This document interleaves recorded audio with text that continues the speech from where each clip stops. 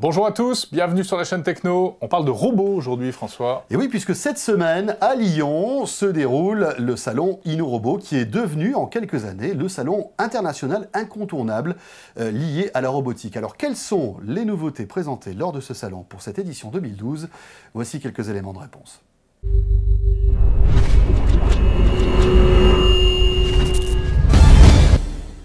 Alors, il y a 12 nationalités présentes à InnoRobot. Les pays les plus actifs sont naturellement aujourd'hui encore les Asiatiques, avec le Japon et la Corée, qui se tirent une course à la robotique parce qu'ils en ont compris les enjeux sociétaux. Je vais vous citer deux, trois exemples.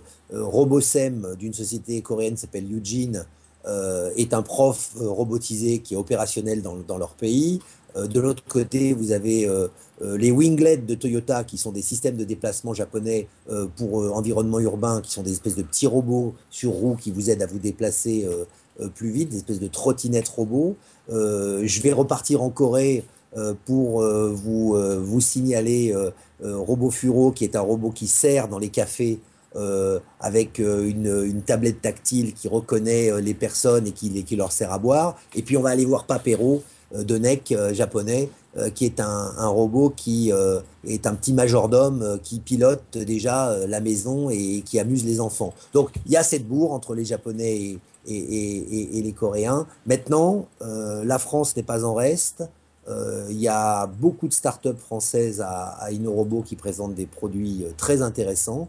Et je ne voudrais pas qu'on ait l'impression que la bataille de la robotique a été déjà gagnée. Elle ne fait en fait que commencer et la France peut vraiment relever le gant. On n'est pas en train de parler de science-fiction, on parle des 5 à 10 prochaines années dans lesquelles on verra fleurir notamment, on en a des exemples à InnoRobot, des voitures entièrement autonomes, ce qu'on appellera bientôt des robots mobiles.